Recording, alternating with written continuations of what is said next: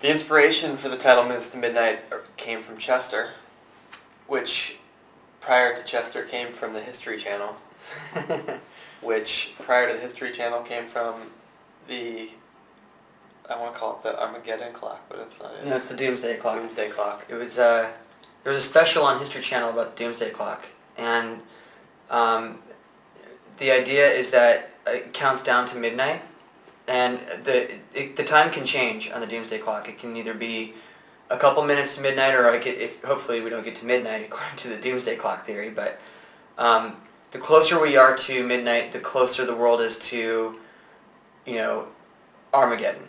Okay, so which is nuclear holocaust, pretty much is what they're afraid of. And so, basically, removing the apocalyptic side of things and applying it to the idea that midnight is the end of one thing and the beginning of something new. That's kind of how we feel about the band's music and the new record. Is like it's kind of the end of one era of Linkin Park and the beginning of the next, and we're very close to that time. So Minutes to Midnight felt like it captured that energy, that anticipation. Yeah, we kind of duke it out between the six of us and Rick Rubin, who produced the record. We went through, I think, 6 official track listings, of which we thought we would be done at each one, and we thought that would be the final one, and then we'd fight about it again, and then change it, and then fight about it again 6 times. But the final listing, I think, is very good. Yeah, we all ended up being very happy with that. There is kind of like I guess it's not really an art form, but there is kind of like an idea that you want the record to flow right, and you want the songs to go in and out of each other in the right way, and you don't want to.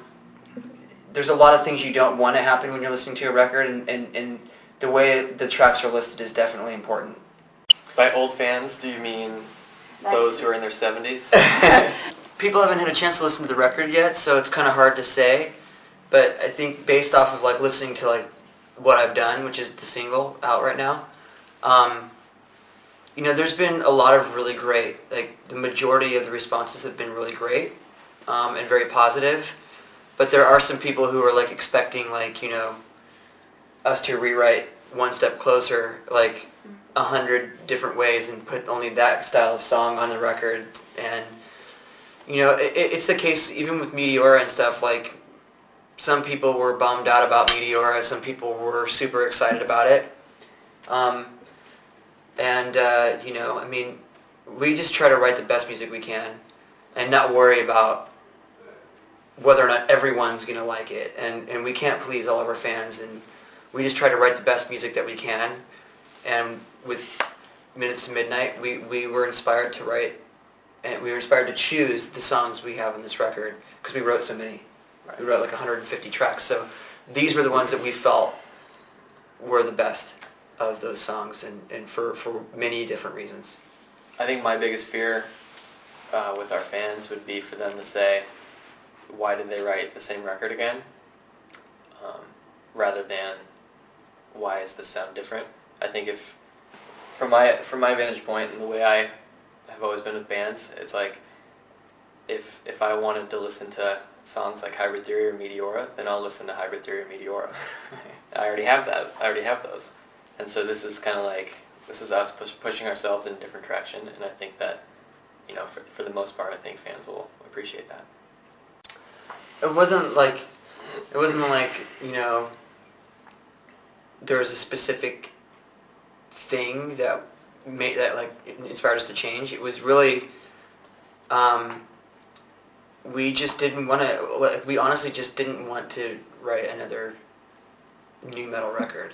Like, we weren't comfortable, we didn't intend to go out and like become a new metal band. We were writing music that we felt like writing, and the aspects of music that we weren't hearing in other music when we wrote Hybrid Theory was we didn't hear a fusion of hip-hop and rock at that time. We started writing these songs in like 95, 94, 95. The band kind of evolved over that time until we released our first record in 2000. And so by that time there was a lot of bands out there kind of mixing things up. But now that we kind of have been put into that place of being, considered a nu metal rap rock group, like we feel that we really aren't that. I mean, we do have hip hop in our music, we do have metal aspects of our music, but that's not who we are. That doesn't define the band. And so we wanted to make a record that kind of stood out as we are a band that takes different styles of music and mixes them together. And I think with Minutes to Midnight, more than any other record that we've done, it's so diverse stylistically that there's more different styles of music on this record than there is on anything else we've done in the past. And I think that that's our goal, and that's what we want to be known as. I think that's what makes us unique, I don't agree. I think that there's a song on the record that sounds like it has a chord progression that sounds like a U2 song. And the thing is that same chord progression sounds like a Blink-182 song. It sounds like another Linkin Park song. It sounds like it's a very almost standard kind of chord progression. I don't want to diminish the musicality of it, but it's. Oh, you just pissed me off. It is. There's something that kind of resonates that track, but it would be very difficult to say that is the sound of the record. I don't think you could say that the whole record sounds like that. Yeah, I think there's a lot of different influences that we've had the entire course of our career, and even just playing instruments, before we even were in a band. But I think it's a lot broader than that. Having said that, I mean, U2's always been a band that specifically Brad and myself loved, and I think everybody in the band loves. Yeah, I do too. I love that band. So, it's not the worst thing you could say. I think they're I definitely would not say that the record sounds like a U2 record, though, for sure. No.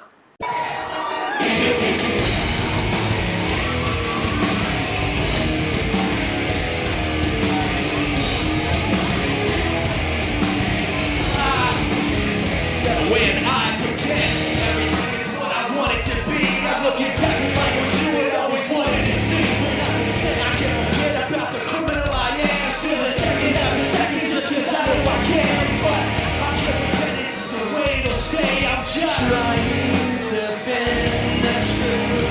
Can't pretend I'm who you want me to be, so I'm lying my way from you.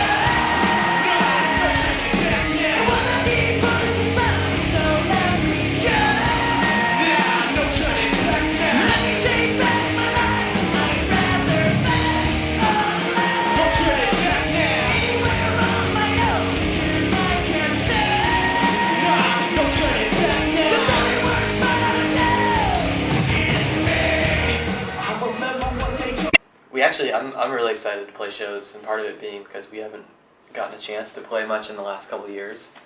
I think anytime you finish an album, you're really excited to play the new stuff live and kind of see how that goes over. And so, at this point, at the very beginning of the touring cycle for Minutes to Midnight, I think we're all really excited to be able to get a chance to tour again and play it live. Could you If you ask that same question in a year or a year and a half, I'll probably tell you it's become a routine and I'm ready to go record again or ready to go write. But at this stage, we're really excited.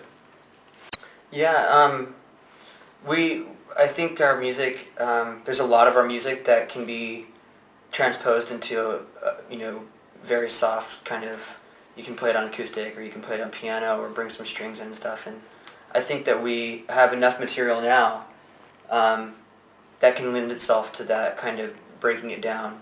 I think that I think it'd be really nice to do something like that, but whether or not we will, I don't know. I think for us, it felt a lot different because we had played for, I think 3 years or 4 years as a band before we even got a record deal, and during that process we went through a lot of rejection and things from record companies and that sort. And when One Step Closer came out, it came out strong, which for us at that point was obviously very exciting.